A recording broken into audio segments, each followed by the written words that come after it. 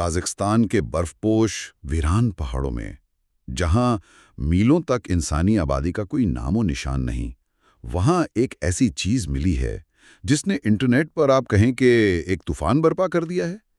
ایک تصویر، ایک ویڈیو جس میں پہاڑ کے سینے میں ایک بالکل سیدھا تراشیدہ دروازہ نظر آتا ہے۔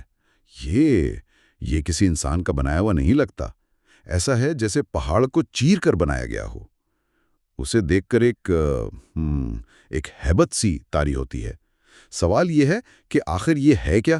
اور یہ سوال اس لیے بھی اہم ہو جاتا ہے کیونکہ یہ محض کوئی جغرافیائی عجوبہ نہیں ہے۔ اس کی شکل، اس کا محل وقوع، یہ سب چیزیں تاریخ کے کتابوں میں دفن ایک ایسی قدیم پیشگوئی کی طرف اشارہ کر رہی ہیں جس کا ذکر آسمانی کتابوں میں خوف اور تباہی کی علامت کے طور پر ملتا ہے۔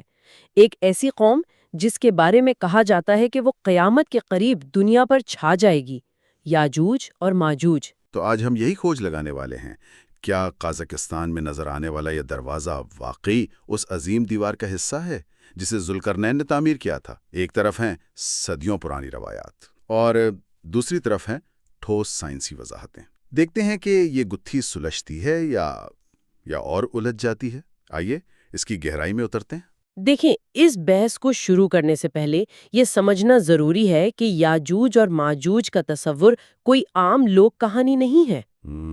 قرآن کریم کی سورۃ الکہف میں اس کا ذکر بڑی تفصیل سے ملتا ہے۔ ایک نیک بادشاہ ذوالقرنین اپنے سفر کے دوران ایک ایسی جگہ پہنچے جو دو بڑے پہاڑوں کے درمیان تھی۔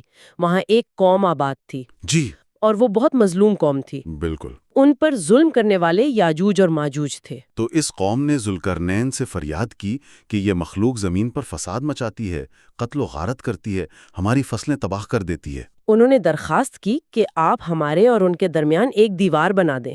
صحیح۔ اور یہاں ذوالقرنین کی تعمیر کا جو طریقہ ہے نا، وہ بہت دلچسپ ہے۔ انہوں نے صرف پتھروں کی دیوار نہیں بنائی، انہوں نے لوہے کی بڑی بڑی چادریں منگوائیں اور انہیں دو پہاڑوں کے بیچ کی خالی جگہ میں بھرا، یہاں تک کہ وہ پہاڑوں کے برابر آ گئیں۔ اچھا۔ پھر انہوں نے آگ دھونکنے کا حکم دیا، اور جب وہ لوہا آگ کی طرح سرخ ہو گیا تو اس پر پگھلا ہوا تانبا ڈال دیا۔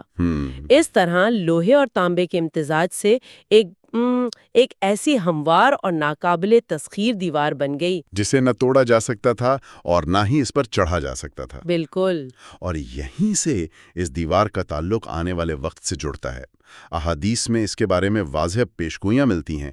بتایا گیا ہے کہ قیامت کی بڑی نشانیوں میں سے ایک اس دیوار کا ٹوٹنا ہوگا۔ جب یہ دیوار ٹوٹے گی تو یاجوج و ماجوج کی قوم وہ ہر اونچائی سے ایسے امڑ پڑے گی جیسے کوئی سیلاب ہو۔ ان کی تعداد کے بارے میں بھی تو بہت خوفناک باتیں ہیں۔ جی، کہا جاتا ہے کہ ان کی تعداد اتنی زیادہ ہوگی کہ ان کی پہلی جماعت بحیرہ طبریہ سے گزرے گی تو اس کا سارا پانی پی جائے گی، اور جب آخری جماعت وہاں پہنچے گی تو کہے گی کہ یہاں کبھی پانی ہوا کرتا تھا۔ اللہ اکبر!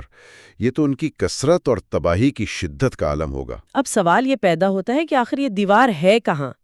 صدیوں سے محققین اور محققین اس کی تلاش میں ہیں۔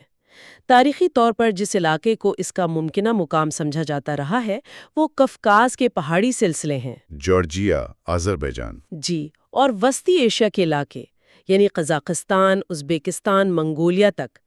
قدیم عربی اور یونانی نقشوں میں بھی ان علاقوں کو land of Gog and Magog کہا گیا ہے۔ سمجھا جا رہا، بلکہ اسے اسی تاریخی پہیلی کے ایک گمشدہ ٹکڑے کے طور پر دیکھا جا رہا ہے۔ یہ سب سننے کے بعد تو لگتا ہے جیسے معاملہ صاف ہے، لیکن میرا ذہن ایک سوال پر اٹک گیا ہے۔ کیا سائنس کے پاس ہر اس چیز کی وضاحت موجود ہے جو ہمیں عجیب لگتی ہے؟ اس معاملے پر ارضیاتی ماہرین کا کیا کہنا ہے؟ اور یہیں سے بحث ایک نیا اور بہت دلچسپ موڑ لیتی ہے۔ جب سائنسدانوں اور ارضیاتی ماہرین نے ان تصاویر اور ویڈیوز کا تجزیہ کیا تو ان کا موقف وہ بالکل مختلف تھا۔ ان کے مطابق جسے ہم ایک پراسرار انسان کا بنایا ہوا دروازہ سمجھ رہے ہیں، وہ در حقیقت مکمل طور پر ایک قدرتی عمل کا نتیجہ ہو سکتا ہے۔ قدرتی عمل؟ یہ بات کچھ ہضم نہیں ہو رہی۔ وہ اتنا نکھٹ، اتنا ہموار اور سیدھا کیسے ہو سکتا ہے؟ ایسا لگتا ہے جیسے کسی نے لیزر سے کاٹا ہو۔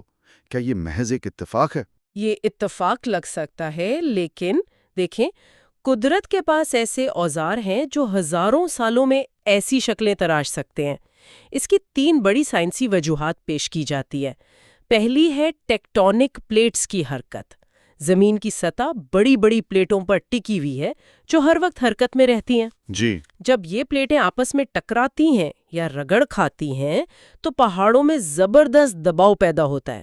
یہ دباؤ چٹانوں کو بالکل سیدھی لکیروں میں توڑ سکتا ہے۔ اسے فالٹ لائن کہتے ہیں، اور یہ شگاف اتنے سیدھے ہو سکتے ہیں کہ انسان کی بنائی ہوئی تعمیر لگیں۔ ٹھیک ہے، ٹیکٹونک پلیٹس کی حرکت سمجھ میں آتی ہے، لیکن اس کی سطح وہ اتنی ہموار کیسے ہے؟ اس کا جواب دوسری وجہ میں ہے، کٹاؤ کا عمل یعنی ایروژن۔ ہزاروں لاکھوں سال تک جب ایک ہی جگہ پر تیز ہوائیں، بارش کا پانی اور برف کے پگھلنے کا عمل جاری رہتا ہے تو وہ چٹانوں کو ایک ماہر سنگ تراش کی طرح کاٹتا اور ہموار کرتا ہے۔ خاص طور پر قازقستان کے ان علاقوں میں چونے کا پتھر عام ہے، اچھا، جو پانی کے بہاؤ سے بہت جلدی کٹتا ہے۔ وقت کے ساتھ یہ عمل ایک معمولی دراڑ کو ایک بڑے، ہموار اور دروازے جیسی شکل دے سکتا ہے۔ اچھا، تو یہ دونوں عمل مل کر ایسی شکل بنا سکتے ہیں، لیکن پھر بھی انسانی آنکھ اسے دروازے ہی کیوں سمجھتی ہے؟ یہ تیسری اور سب سے دلچسپ وجہ ہے۔ یہ ایک نفسیاتی رجحان ہے جسے پریڈولیا کہتے ہیں۔ پریڈولیا؟ جی، یہ انسانی دماغ کی ایک خاصیت ہے کہ وہ بے ترتیب شکلوں میں جانی پہچانی چیزیں تلاش کرتا ہے، خاص طور پر چہرے اور انسانی ساختیں، جیسے ہم بادلوں میں جانوروں کی شکلیں دیکھتے ہیں یا چاند میں کسی کا چہرہ۔ صحیح۔ اسی طرح جب ہم پہاڑ میں ایک سیدھا شگاف دیکھتے ہیں تو ہمارا دماغ فوراً اسے ایک مانوس چیز یعنی دروازے سے تشبیہ دیتا ہے۔ واہ، یہ تو میں نے کبھی سوچا ہی نہیں تھا۔ تو آپ یہ کہہ رہی ہیں کہ یہ سب ہمارے دماغ کا کھیل ہو سکتا ہے؟ یہاں دلچسپ بات یہ نہیں کہ ہمارا دماغ چٹانوں میں دروازے دیکھتا ہے، بلکہ یہ ہے کہ ہزاروں سال سے انسانیت نے ایسے ہی دھوکوں کو اپنی عظیم ترین کہانیوں کی بنیاد بنایا ہے۔ یہ ایک بہت گہرا سوال ہے، لیکن اگر ہم خالصتاً سائنسی نقطہ نظر پر قائم رہیں تو ایک اور بہت بڑا مسئلہ ہے۔ قرآن کے مطابق دیوار لوہے اور تانبے سے بنی تھی۔ بالکل۔ اگر یہ وہی دیوار ہے تو اس میں ان دھاتوؤں کے آثار ملنے چاہیے۔ میٹل ڈیٹیکٹرز یا ارضیاتی سروے میں اس کی موجودگی ثابت ہونی چاہیے، لیکن ویڈیو میں جو ڈھانچہ نظر آ رہا ہے وہ تو صاف طور پر پتھر کا لگتا ہے۔ یہ ایک بہت ہی اہم نکتہ ہے۔ اگر لوہا اور تانبا نہیں ہے تو یہ ذوالقرنین کی دیوار کیسے ہو سکتی ہے؟ اور ایک بات اور، آج ہم سیٹلائٹ کے دور میں جی رہے ہیں۔ ہم خلا سے زمین پر موجود گاڑیوں کی نمبر پلیٹ تک پڑھ سکتے ہیں۔ اتنی بڑی دھات سے بنی دیوار اب تک سیٹلائٹ کی نظروں سے کیسے پوشیدہ رہ سکتی ہے؟ بالکل، جدید ٹیکنالوجی جیسے کہ گراؤنڈ پینیٹریٹنگ ریڈار جی، اور سیٹلائٹ امیجری سے زمین کے نیچے چھپی ہوئی قدیم عمارتوں کا پتہ لگایا جا چکا ہے۔ اتنی بڑی دھاتی تعمیر کا اب تک نظروں سے اوجھل رہنا سائنسی طور پر تقریباً ناممکن لگتا ہے۔ تو کیا ہم یہ مان لیں کہ یہ محض قدرت کا ایک کرشمہ ہے اور اس کا یجوج و ماجوج سے کوئی تعلق نہیں؟ لیکن ان سائنسی وضاحتوں کے باوجود کچھ چیزیں ہیں جو اس معاملے کو اتنا سادہ نہیں رہنے دیتی۔ مقامی لوگوں کی کہانیاں، رات کو اس جگہ سے آنے والی پراسرار آوازیں، کیا پریڈولیا ان آوازوں کی بھی وضاحت کر سکتا ہے؟ آپ نے بالکل صحیح جگہ پر انگلی رکھی ہے۔ یہیں سے معاملہ دوبارہ سائنس کی گرفت سے نکل کر ایک گہرے راز کی طرف بڑھتا ہے۔ اب ہم متبادل نظریات پر آتے ہیں۔ ایک نظریہ یہ ہے کہ ہو سکتا ہے اصل دیوار وقت کے ساتھ مٹی، برف اور چٹانوں کی تہوں کے نیچے دب گئی ہو۔ مطلب جو ہمیں نظر آ رہا ہے وہ صرف اس کا ایک چھوٹا سا حصہ ہے، جیسے کسی قدیم شہر کے کھنڈرات زمین سے جھانک رہے ہوں۔ بالکل، اگر ہم اسے بڑے تناظر میں دیکھیں تو ہزاروں سال ایک بہت طویل عرصہ ہے۔ اس دوران زلزلے، لینڈ سلائیڈنگ اور موسمیاتی تبدیلیوں نے زمین کا نقشہ بدل دیا ہوگا۔ ہو سکتا ہے کہ ذوالقرنین کی عظیم دیوار اب ایک قدرتی پہاڑ کا روپ دھار چکی ہو، اور یہ دروازہ اسی چھپی ہوئی حقیقت کا ایک سراغ ہو جو کسی حالیہ ارضیاتی تبدیلی کی وجہ سے ظاہر ہو گیا ہو۔ اس سے جڑا ایک اور خیال میرے ذہن میں آ رہا ہے جو اس سے بھی زیادہ چونکا دینے والا ہے۔ یاجوج ماجوج کے بارے میں کچھ روایتوں میں یہ بھی ملتا ہے کہ وہ زمین کے نیچے سرنگیں کھودنے میں ماہر تھے۔ کیا یہ ممکن ہے کہ یہ کسی دیوار کا دروازہ نہ ہو بلکہ کسی زیر زمین دنیا میں جانے والی سرنگ کا دہانہ ہو؟ یہ نظریہ بھی زیر بحث ہے اور اس کی جڑیں صرف مذہبی روایات میں نہیں بلکہ منگولیا اور سائبیریا کی قدیم لوک داستانوں میں بھی ملتی ہیں۔ وہاں اگارتھا جیسی زیر زمین سلطنتوں کا ذکر ہے جہاں غیر انسانی مخلوقات رہتی ہیں۔ اور اگر اس نظریے کو ہم حدیث سے دوبارہ جوڑیں تو یہ معاملہ اور بھی گہرا ہو جاتا ہے۔ کون سی حدیث؟ انہیں لگتا ہے اور وہ اسے توڑنے کے بالکل قریب ہوتے ہیں تو ان کا سردار کہتا ہے بس باقی کام کل کریں گے، اور جب وہ اگلے دن واپس آتے ہیں تو اللہ کے حکم سے وہ دیوار پہلے سے بھی زیادہ مضبوط ہو چکی ہوتی ہے۔ یہ عمل روزانہ جاری ہے۔ یہ بات تو میرے رونگٹے کھڑے کر رہی ہے۔ اس کا مطلب یہ ہوا کہ دیوار کوئی ساکن بے جان چیز نہیں ہے بلکہ یہ ایک فعال محاذ ہے جہاں روزانہ ایک جنگ جاری ہے۔ بالکل، یہ حدیث اس بات کی طرف اشارہ ہے کہ دیوار آج بھی قائم ہے اور اسے توڑنے کی کوشش مسلسل ہو رہی ہے۔ اب اس بات کو ان مقامی چرواہوں کی کہانیوں سے جوڑ کر دیکھیں جو کہتے ہیں کہ رات کی خاموشی میں اس پہاڑ کے اندر سے عجیب آوازیں آتی ہیں، جیسے کوئی اندر سے چٹانیں پیٹ رہا ہو یا ہزاروں لوگ مل کر کھدائی کر رہے ہوں۔